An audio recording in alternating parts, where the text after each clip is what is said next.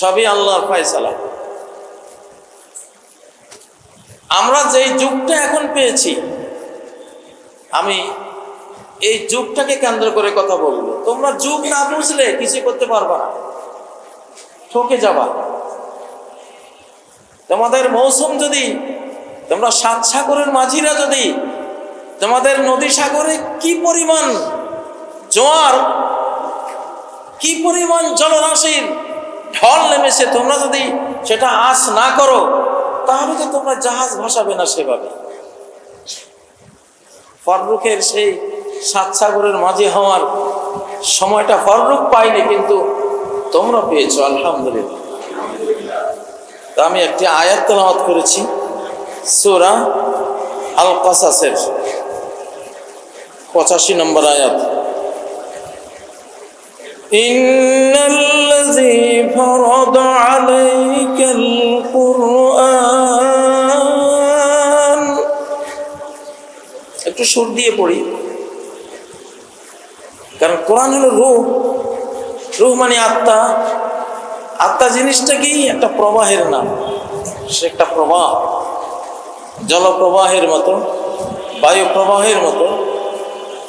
রূহ যখন শরীর থেকে ফেরেশতা কবজ করে, তখন রূহ তাদের হাতে কিভাবে যায়? তাসিলু কামা তাসিলুল কাতারা, পানির বিন্দু যেমন নিচের দিকে গড়ায়, এই রূহটাও ফেরেশতার হাতে গড়িয়ে পড়ে।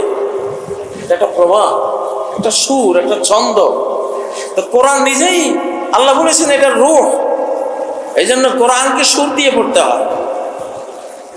কোরআনের ইকফা, ইদগাম, ইজহার, ইকলাব, কোরআনের তাসদীদ, এগুলি আরবি সাধারণ কথাবার্তায় নাই। আরবি কোনো সাধারণ কথাবার্তায় কোনো তাজবিদ নেই। আল্লাহুম্মা সাল্লি আলা মুহাম্মদ, মুহাম্মদ এটা না, এটা কোরআনের। ওয়ালা আলি মুহাম্মদ এটা না, মুহাম্মদ।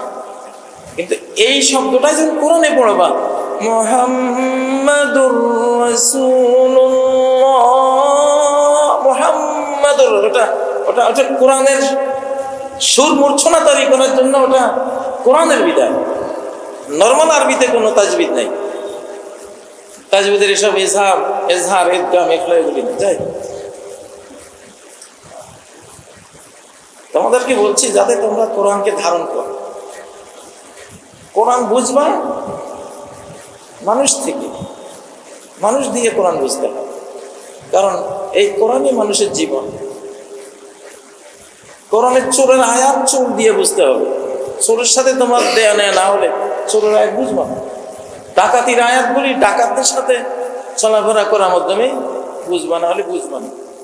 খুনের আয়াতগুলি, খুন খারাপি কারা করে, ওদের অ্যাটিচিউডটা কি, ওদের সাথে বুঝে চলে তোমাকে বুঝতে হবে। রাষ্ট্রীয় আয়াতগুলো রাষ্ট্রীয় পর্যায়ে চলে, তারা কি করে, কোথায় দুর্নীতি করে, কোথায় জুলুম করে, ওদের সাথে চললে তারপরে বুঝবে। এই কোরআনটাই মানব জীবন, মানব জীবনকে নিয়েই এই কোরআন। এই জন্য যারা লাইব্রেরিতে বসে বসে তাফসীর পড়ে, ওরা কোরআনের কিছুই বুঝে না। আর যারা কোরআন নিয়ে বিশ্ব সমাজে বিচরণ করে, ডোর টু ডোর যারা যায়, এরা কোরআনটা বুঝে। সাহাবীরা ওইভাবে বুঝেছে। কেউই আমাদের মতো চেয়ারে বসে টেবিলে তাফসীর নিয়ে সাহাবীরা কেউ বুঝেন না। এটা বোঝার সিস্টেমই না। এটা হলো brain based learning, brain computable learning. কোরআন পুরোটাই ব্রেইন যেভাবে বুঝে সে সেভাবে আসছে। সে কোনো ক্লাসরুমে নাজিল হয়নি, কখনো না। সে পাহাড়ে নাজিল হয়েছে, মরুভূমিতে নাজিল হয়েছে, মসজিদে নাজিল হয়েছে, ল্যাবের ভিতরে নাজিল হয়েছে, হ্যাঁ, যুদ্ধের মাঠে নাজিল হয়েছে, বাজারে নাজিল হয়েছে। মানুষ যত জায়গায় দিয়েছে তত জায়গায় কোরআন, যেখানে যেখানে নাজিল শোভনীয় হয়েছে তত জায়গায় নাজিল হয়েছে।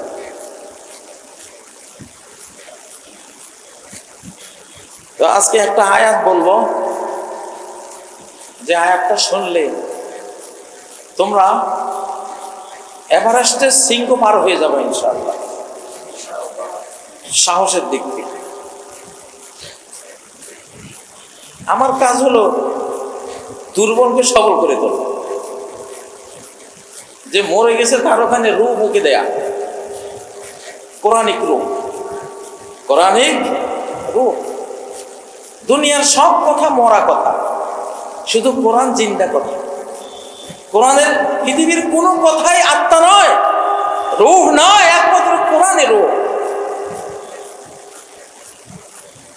এই জন্য একজনের কাছে বারবার কোরআনের রূহ ফুঁকে দিলে, কোরআনের আয়াত আবৃত্তি করলেও জিন্দা হয়ে যাবে,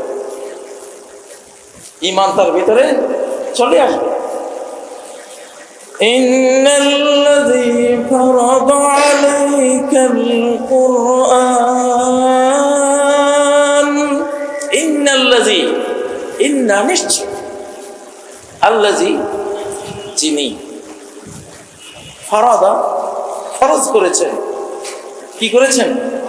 ফরজ করেছেন, আল কোরআন, কি কোরআন, ফারাদা আলাইকাল, আলাইকা মানে তোমার উপর, তোমার উপর মানে গোটা মানব জাতির। ওনাকে অ্যাড্রেস করা হয় কারণ উনি গোটা মানব জাতির রাসূল, পয়গাম্বর, মেসেঞ্জার, সংবাদ বাহক।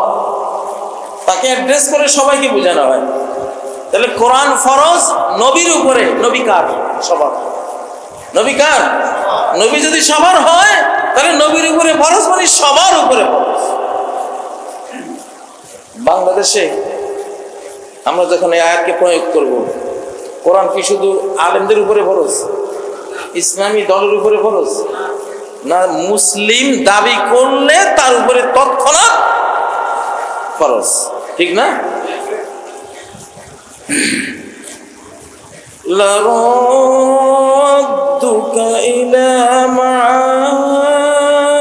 আল্লাহ, যে আল্লাহ তোমার উপরে কোরআন ফরজ করেছেন, তিনি তোমাকে ফেরত নেবেন, ফিরিয়ে নেবেন, আবার নেবেন।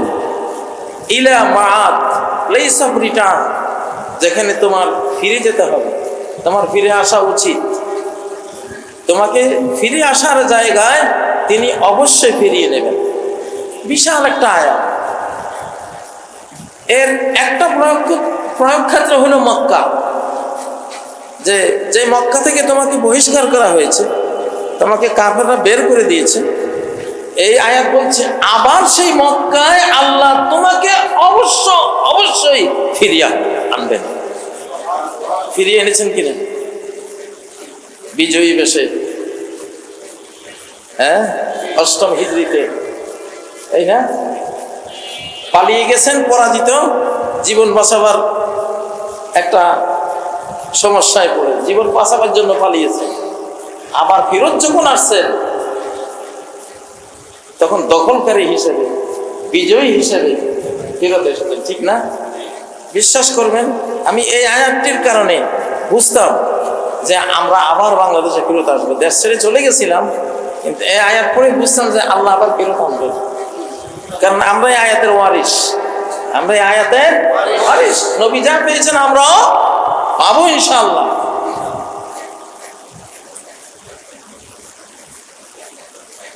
এটা বড় আশ্চর্য জিনিস। তবে পালিয়েছিলাম নবীর মতো আমরাও জান বাঁচাবার জন্য, কিন্তু ফেরত এসেছি একেবারে বাপের বেটার মতো বিজয়ী হয়ে, গোটা দেশ দখল করে ফেরত এসেছে, ঠিক না?